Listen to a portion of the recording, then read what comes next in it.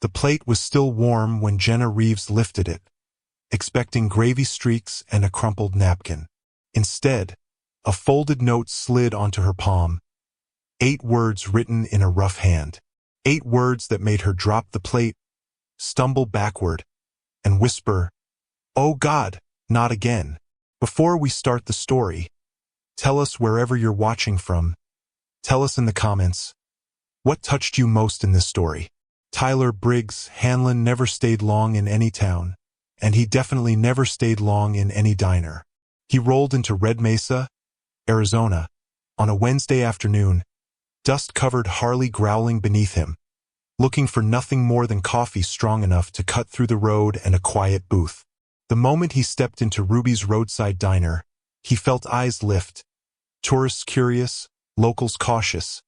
But one pair lingered longer. Jenna Reeves, 24, brunette ponytail, eyes tired in a way someone her age shouldn't know. She carried a tray like it weighed more than dishes. Briggs slid into a corner booth, nodded for coffee, kept to himself. He noticed the bruise on her wrist only because she winced when setting the mug down. "Kitchen burn?" he asked quietly. Jenna stiffened. "Yeah, happens." But it was the kind of answer people gave when they needed someone to stop asking. Briggs didn't push. He'd learned long ago silence sometimes said more than questions. What he didn't know was Jenna had been praying for a sign all week. Any sign. That someone might notice her fear.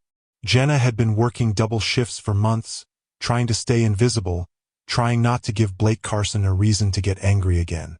Blake, her on-again off-again boyfriend, the sheriff's deputy everyone respected, the man who smiled in public and became something else in private. She lived in constant calculation. How to walk, talk, breathe so he wouldn't snap. She avoided telling anyone because Blake had left a warning carved into her memory. No one believes girls who cry wolf, so she kept quiet, wore long sleeves, stayed late at the diner when she could. That afternoon, she felt Blake's presence before she saw him. The bell over the front door chimed. His reflection flashed in the chrome napkin dispenser. Tan uniform, neat hair, that deceptive smile. Jenna's stomach flipped. Briggs looked up briefly, reading the tension instantly. Blake headed straight for Jenna. "You didn't answer my calls," he said softly. Too softly.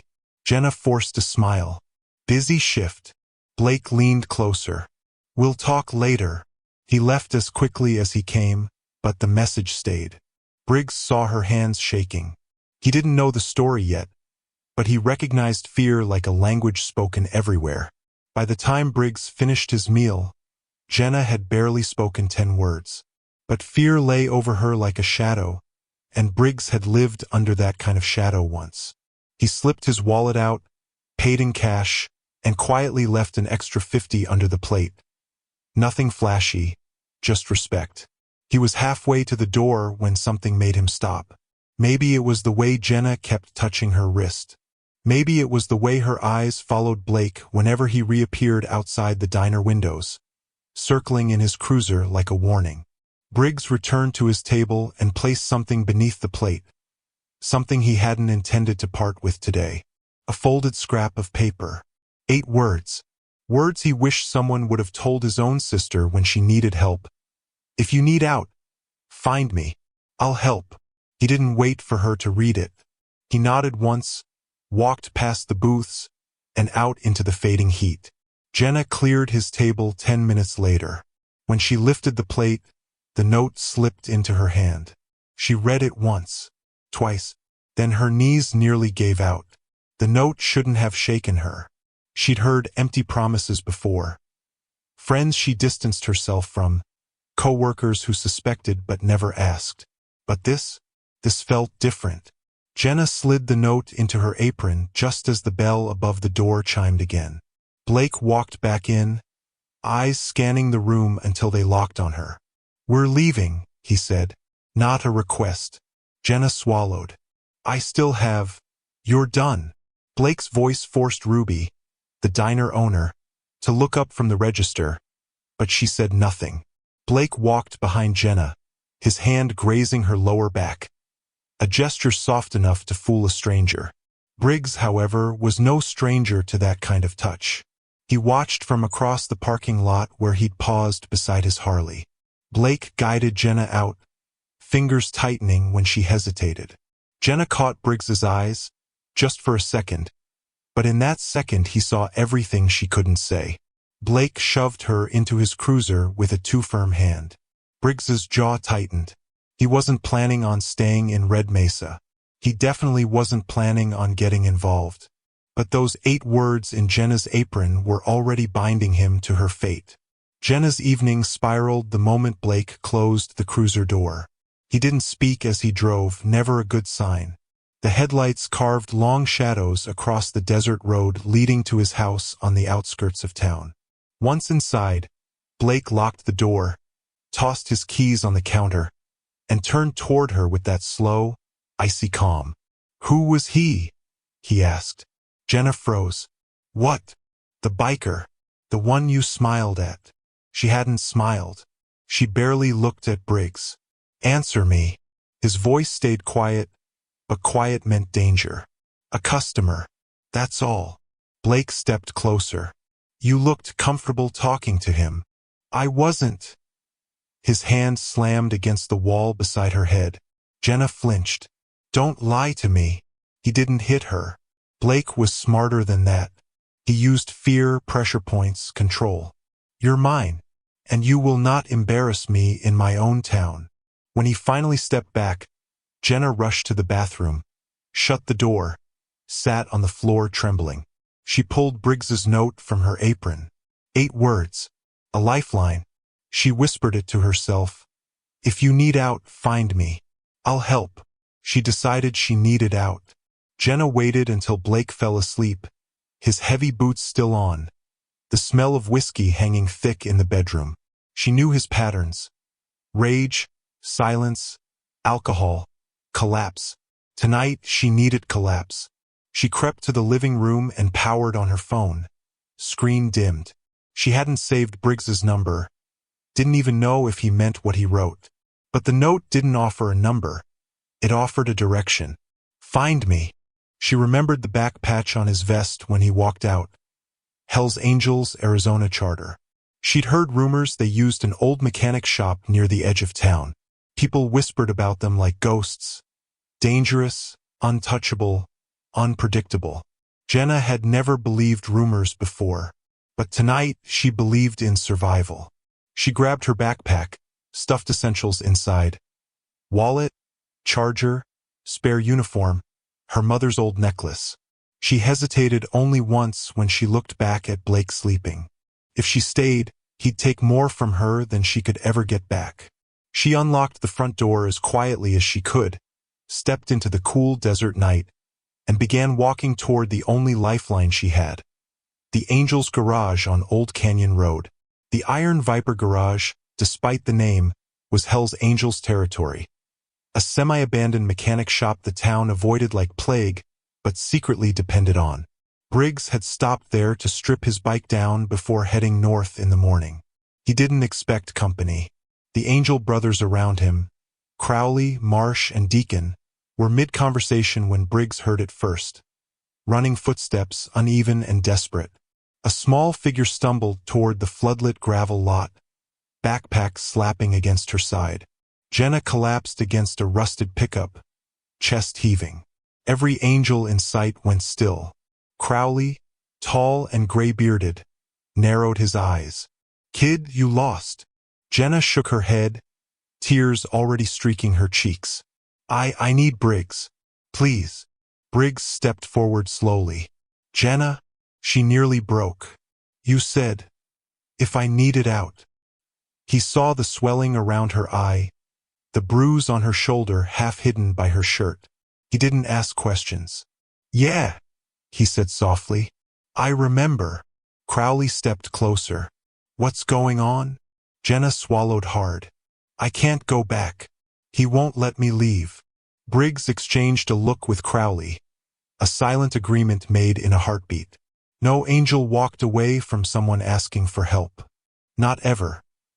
Inside the garage, Jenna sat on a torn leather chair while the angels closed the big bay door. Marsh handed her water. Deacon draped a shop coat over her trembling shoulders. Crowley crouched so he was eye level. "Tell us exactly what happened. No judgment. No pressure." Jenna hesitated, years of fear telling her to stay silent. But Briggs nodded once, and something inside her unlocked. She told them everything. How Blake monitored her, controlled her, isolated her. The messages, the threats, the bruises. Crowley's face darkened with each detail. Marsh muttered, "Deputy or not, man like that deserves consequences." Jenna glanced up sharply. "He's a cop. If he finds out I'm here—" "He won't," Briggs said. "Not tonight." Crowley straightened. "You need a place to stay. Safe, off the radar." "I don't want to get anyone in trouble," Jenna whispered. Crowley shook his head. "Trouble finds people like Blake. We just stop it from spreading." Briggs leaned against the tool bench, arms crossed. "We'll get you somewhere secure. But first, I need to know. Does he know you left?" Jenna's voice cracked. "If he wakes up, he'll come looking." The angels collectively inhaled. This night wasn't going to stay quiet. Blake Carson woke with a splitting head and an emptier house. The moment he saw the front door cracked open, adrenaline sliced through the haze. He grabbed his gun, yanked on his jacket, and checked the driveway. Her car was gone. So was she. "Stupid girl," he muttered. But fear twitched under his skin. Fear of what the town would think if the perfect deputy lost control of his sweet, loyal girlfriend. Fear of secrets slipping. He stormed into his cruiser and punched the ignition. He didn't need to guess where she'd go. Blake had seen the biker earlier. Seen the patch, the booth, the way Jenna's eyes flickered toward him. She didn't know it, but Blake had watched them from the parking lot. He sped toward Old Canyon Road, dust clouds swallowing his rear lights. Back at the garage, Briggs's phone buzzed. Unknown number. He ignored it until Crowley saw the screen. "Briggs," he said quietly. "Check the incoming call list." Briggs frowned, scrolled, then cursed under his breath. "It's him." Crowley nodded grimly. "He knows she ran." Jenna's breath hitched. "He'll kill me." Briggs shook his head. "Not while we're breathing." Briggs opened a side door leading to the back lot. "Jenna, come with me." She followed him into the cool dark, gravel crunching beneath their boots. "I'm taking you to the safe house," he said. "It's off-grid. No one finds you there unless we want them to." She hesitated. "Why are you helping me? You don't even know me." He stopped beside his Harley, helmet dangling from one hand. "Because someone should have helped my sister when she asked. I didn't show up in time." Jenna's breath trembled. "I don't want to cause trouble for you." "You're not." He swung the helmet onto her head gently. "You're giving us purpose tonight."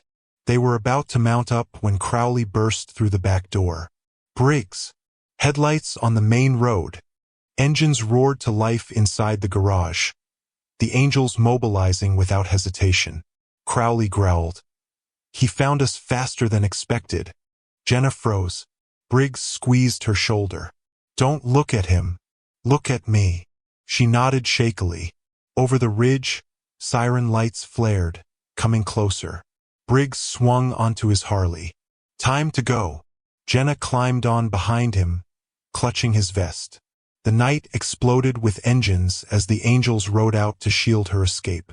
Briggs tore down the dirt road with Jenna holding tight against his back, the angels forming a shield around them as they carved through the desert night. Deacon and Marsh took the rear, blocking anyone from tailing the pack, while Crowley rode up front, scanning for ambush points. Jenna buried her face into Briggs's vest each time the Harley hit a dip, but she didn't cry. She focused on staying silent, staying small, staying alive. Behind them, Blake's cruiser fishtailed onto Old Canyon Road, sirens screaming as he tried to catch sight of taillights. "He's on us," Marsh shouted over the comms. Briggs didn't need confirmation. He heard the fury in that engine. Keep moving, Crowley barked. They reached a washout where the paved road fractured into sand. Briggs yanked the handlebars and veered left, leading the convoy down a barely visible trail hidden between two ridgelines. Dust billowed. Engines thundered. Blake's cruiser skidded at the fork and slammed into a ditch, metal shrieking. Briggs didn't look back. But Jenna did, just long enough to see Blake crawl out, eyes burning with a fury she knew too well. He wasn't giving up. The Angels reached the safe house, an old adobe ranch tucked behind a canyon bend, invisible unless you knew the land like they did. Briggs parked his Harley beneath an awning and helped Jenna off the bike, her legs trembling from adrenaline. Crowley dismounted, scanned the ridge with binoculars, and nodded. We bought time, but not enough. Jenna hugged her arms close. He won't stop, Blake. He always finishes what he starts. Briggs crouched so they were eye level. Then we finish it first. How? She whispered. He's a deputy. He'll twist everything. Deacon pushed open the ranch door. We've been dealing with corrupt law for longer than you've been alive. Men in badges aren't saints. Inside, the safe house was simple. Wood stove, battered couch, shelves stocked with canned goods. Jenna hesitated at the threshold. What if he finds this place? Crowley locked the door behind them. Then he finds us. Not you. Jenna sat heavily on the couch, head in her hands. For the first time in years, she didn't feel alone in a fight. But fear still gnawed her ribs. Briggs stood by the window, peering into the darkness. He's coming, he muttered. I can feel it. They didn't have to wait long. The distant growl of an engine cut through the quiet canyon like a blade. Jenna shot upright, breath shallow. Crowley stepped forward, hand on his vest but nowhere near a weapon. Angels didn't draw unless their lives were on the line, and he hoped this wouldn't come to that. Deacon peered through the blinds. Cruiser. Alone. Blake's headlights swept across the canyon floor as he pulled up to the ranch entrance, dust curling around his tires. He stepped out, unsteady but driven, flashlight in one hand, the other hovering near his holstered weapon. Jenna! He shouted into the dark. I know you're here. Jenna flinched. Briggs stood behind her, steady. He doesn't get within 10 feet of you, he said. Crowley walked outside first, calm as moonlight. Evening, deputy. Blake whipped around, teeth clenched. Where is she? Safe, Crowley said. And not returning with you. Blake stepped closer, chest heaving with rage. She's mine. You can't interfere. Marsh snorted from behind the shadows. She's not property, you idiot. Blake's stare sharpened. If she doesn't come out, I'll drag her out. And the canyon air turned sharp. Crowley didn't move, didn't blink. Deputy, think real hard before you say another word. Blake scoffed. I don't need your permission. I'm law. No, Briggs said from the doorway behind him. You're a threat. Blake spun, startled. He hadn't realized how many angels were surrounding him. Deacon, Marsh, Briggs, Crowley. For walls of muscle, discipline, and unspoken anger. She's manipulating you, Blake snapped. I take care of her. I provide for her. You control her, Briggs shot back. There's a difference. Blake's face twisted, revealing the man Jenna had feared for years. You think you can protect her? You think you're better than me? Crowley stepped forward. Son, we don't need to be better. We just need to be standing between you and her. Blake reached for his holster. The angels tensed. Careful, Crowley warned. You know if you draw, you'll lose. Blake's hand trembled. Anger, pride, panic swirling. But something in the angel's stance broke him. They weren't bluffing, weren't posturing. They were immovable.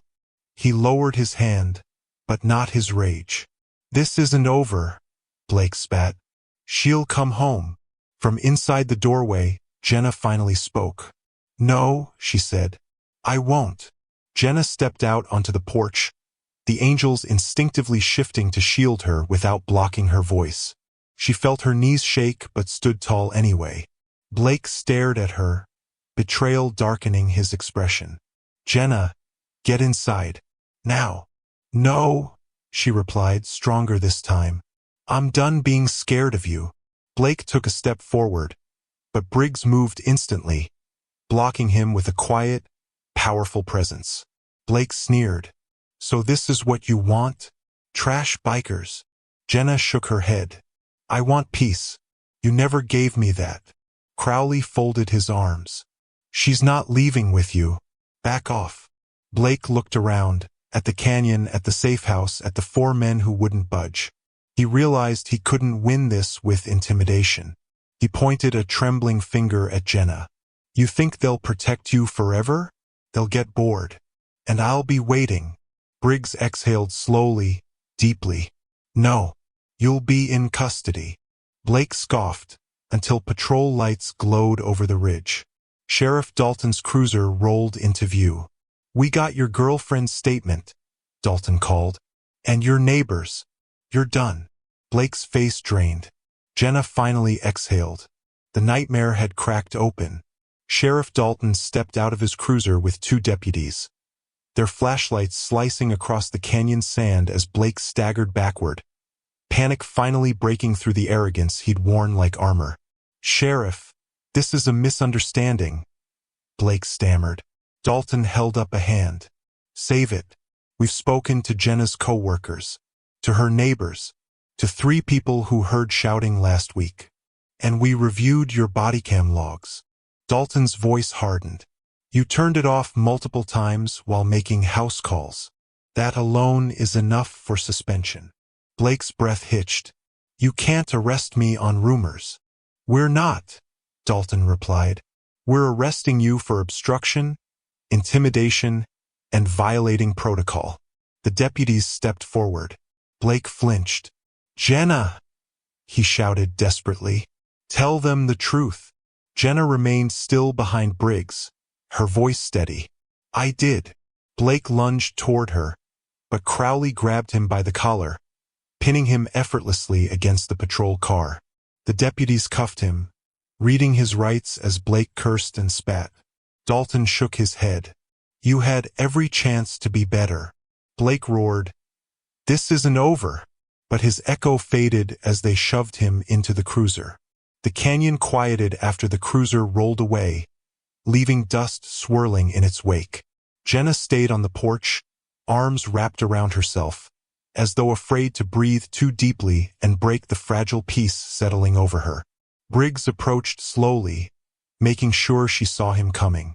"You did the hard part," he said gently. "The rest gets easier." Jenna shook her head, tears threatening but not falling. "I don't know how to go back to normal." Crowley stood beside her, not crowding, just present. "Normal isn't the goal. Safe is." Marsh leaned against a porch beam, adding, "And you're safe tonight because you chose to run, not because of us." Jenna let out a shaky laugh. "Feels like you did most of the work." Briggs smiled faintly. "No, you walked through that door alone."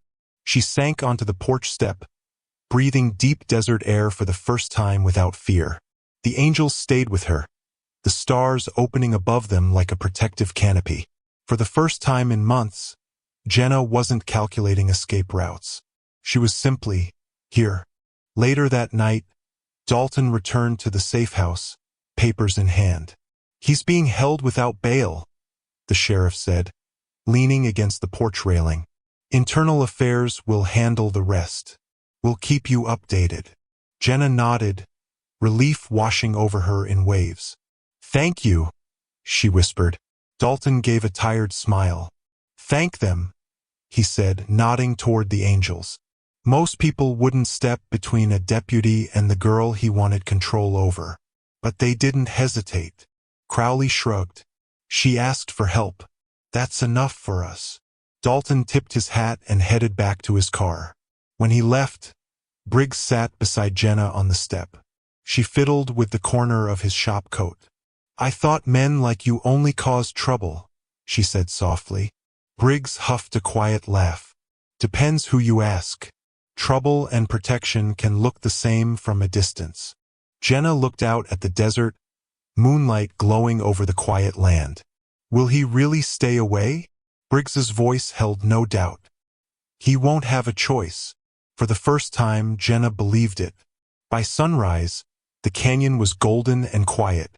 Jenna walked a few steps from the safe house, stretching stiff muscles and letting the new day wash over her. Briggs followed with 2 mugs of coffee, handing her one. "Sleep any?" he asked. She shook her head. "But I rested." "That's new." The angels began packing up gear, preparing to escort her home. "You're not coming back alone," Crowley said. "Ever," Marsh added. Jenna breathed in slowly, letting their words steady her. When Briggs walked her to the Harley, she paused. "Can I ask something?" "Anything," he said. "Why did you leave the note? You barely knew me." Briggs looked away toward the horizon, jaw tightening. "Because I saw the look you had. The same one my sister wore before she disappeared. I wasn't there for her, but I was damn sure gonna be there for you." Jenna felt her throat close with emotion. "You were." Briggs nodded once. "And we still are." The convoy started their engines. Jenna climbed onto the bike, feeling, for the first time, hope instead of fear. The angels escorted Jenna all the way back to town, forming a protective ring around her like a moving shield. At her apartment, Briggs helped her down, steadying her when her hands trembled. "You're home," he said softly. "And you're free." Her neighbors watched from their windows, whispering as the notorious angels stood on her lawn. But this time, Jenna didn't shrink. She stood taller. When the sheriff's cruiser rolled past on routine patrol, Jenna didn't flinch. She simply lifted her chin. Briggs handed her something.